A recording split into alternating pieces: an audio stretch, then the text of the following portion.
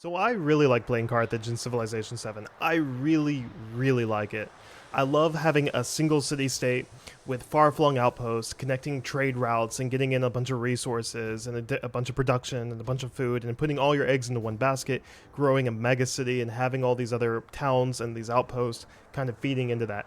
I really like the gameplay. It's really interesting to me. I love it. It's great. There's a problem, though, and the problem is kind of the bane of a lot of things in this current civilization, at least in a lot of people's opinion, and that is the era system. Now, Antiquity is by far the most fun era. Everybody pretty much agrees on that. But I actually don't mind the other eras, Exploration era and Modern era. I think it's kind of cool to be able to change from one civ to another and have different goals as time progresses in these different eras. The problem here is I have chosen a certain style of play, and my style of play is to have a city-state with far-flung trade outpost. That's what I wanted to play in this game. Once I exit Antiquity, there is no option for me to continue that style of play in the Exploration era. Yeah, there's economic civilizations that I can choose, but there's not the single city-state restriction with the outpost. You can kind of play that way, but really if you want to play optimally, you're almost required to build other cities at some point. This is not fun. This is not good. Now, if we want to do the era system, that's okay, but then we need to add in the exploration age. Things like Venice, or Genoa, or maybe even the Netherlands or Portugal, even though those aren't technically city-states, I understand, but hear me out. Venice and Genoa are these single city-states with far-flung outposts that can be built off Carthage that were active during the exploration age, that you can have kind of play into this continuation of gameplay style while maintaining your era content that you want, your era gameplay, your dynamic era civilization changing. Amsterdam's not a city-state, but they did have the Dutch East Indian Trading Company, so you can kind of play into trade that way and give them bonuses with outposts in distant lands.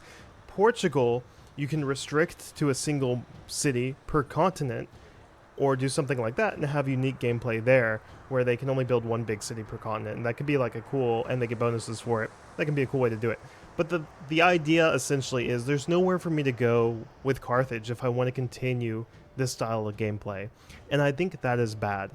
Again, in the modern era, you can build Singapore as a single city-state. I don't know if Civilization has ever done Singapore, but they really ought to, considering it's one of the most important trade nations in our world right now. They could even do Monaco, perhaps, or I'm sure there's others. But the point is, if I choose a style of gameplay, I want the option to continue that style of gameplay through the exploration age, through the modern era. I don't mind switching to Venice and then switching to Singapore, but I want the overall style to stay the same. It would be like choosing a military game where I want to go on world domination and take out enemy civs, and then going to the exploration age and not really having a viable option to do military stuff and being forced to play culture. That's just not fun.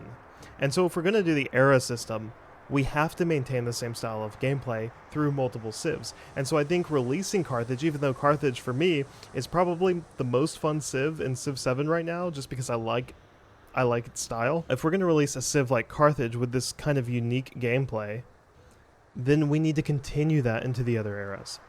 And hopefully we get that in the future. Hopefully we do get a Venice, or we do get a Singapore. I'm really holding on.